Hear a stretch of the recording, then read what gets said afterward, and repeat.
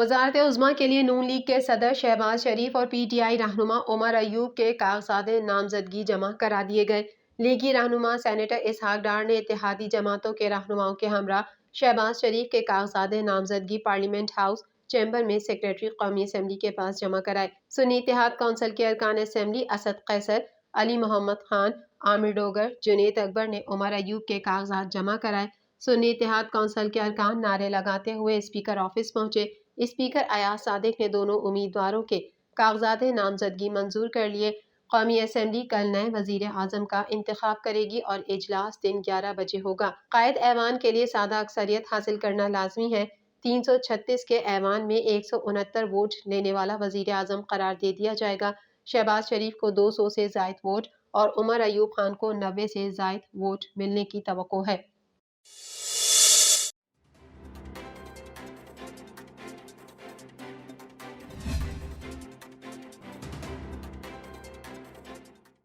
Peoples party के senator बहरमंद Khan तंगी की social media platforms Facebook, TikTok, Instagram, x और यूट्यूब पर पाबंदी लगाने की करारदाद सेनेट के एजेंडे में शामिल कर ली गई।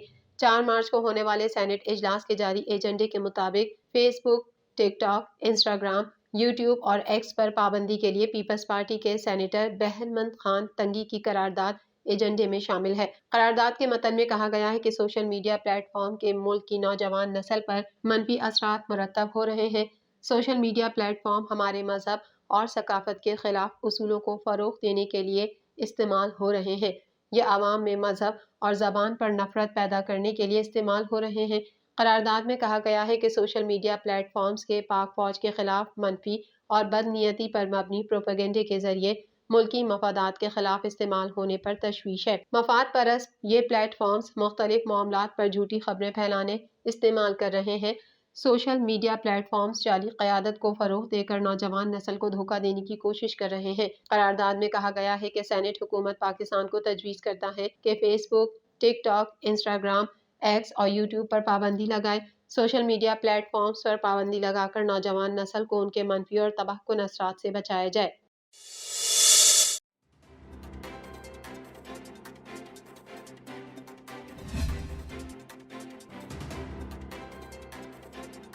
पीपल्स पार्टी को अददी अक्सरियत हासिल, आसिफ जरदारी सदर मुंतखब हो जाएंगे।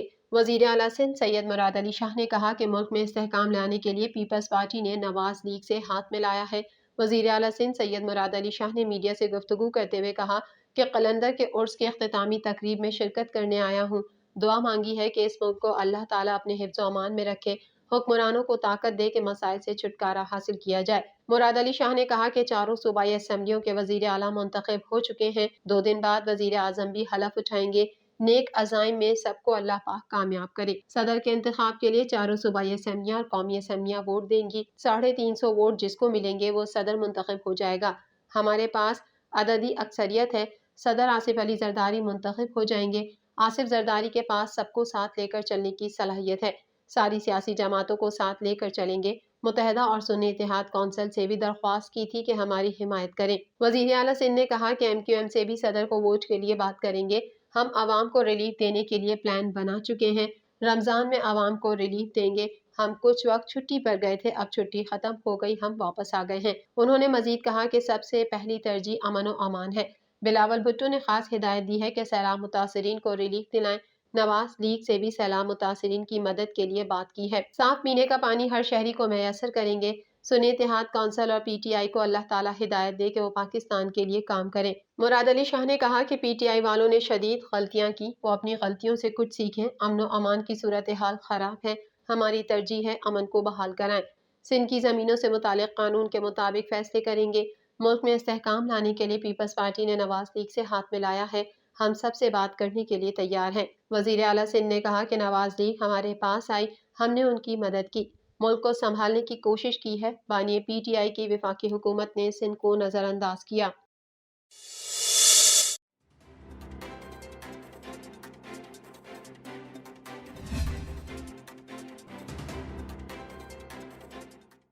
वजीर आला खैबर पख्तूनख्वा ने हलफ लेते ही पहला हुक्मनामा जारी कर दिया। खैबर पख्तूनख्वा के वजीर आला अली अमीन गंडापुर का हलफ उठाते ही एक्शन, चंद घंटे बाद ही पहला हुक्मनामा जारी कर दिया। अली अमीन गंडापुर ने हलफ लेने के बाद نگراں حکومت کے دوران خیبر پختونخوا میں بھرتیوں کی تفصیل طلب کر لی۔ وزیر اعلیٰ نے کہا کہ 1 مارچ 2023 سے 29 فروری 2024 تک جتنی بھرتیاں کی گئیں ان کی تفصیلات دی جائیں۔ وزیر اعلیٰ نے متعلقہ حکام کو تمام تفصیلات 1 ہفتے کے اندر اندر جمع کرانے کی ہدایت کی ہے۔ نو منتخب وزیر اعلیٰ نے پبلک سروس کمیشن کے علاوہ تمام بھرتیوں پر پابندی کا اعلامیہ بھی جاری کر دیا۔ علی امین گنڈاپور نے چیف سیکریٹری کو مراسلہ ارسال کر دیا۔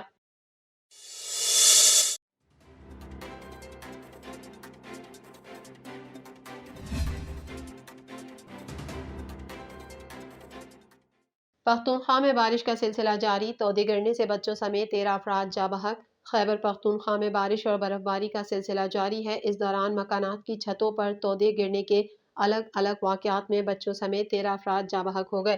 صوبائی دارالحکومت میں وقفے سے ہونے والی بارش سے نشیبی علاقے زیر آب آ گئے، جس سے نظام زندگی درہم برہم ہو گیا۔ دوسری جانب بالا علاقوں میں برف باری کی وجہ سے ان علاقوں کا رابطہ دیگر سے منقطع ہو گیا۔ ڈی ایم اے کے مطابق بند رستوں کو کھولنے کا کام شروع کر دیا گیا ہے، تاہم مسلسل برف باری کام میں رکاوٹ اور سست روی کی وجہ بن رہی ہے۔ دریں اثنا دیر لوئر کے علاقے میں گھر کی چھت پر مٹی کا تودا گرنے سے 3 افراد جاں بحق ہو گئے۔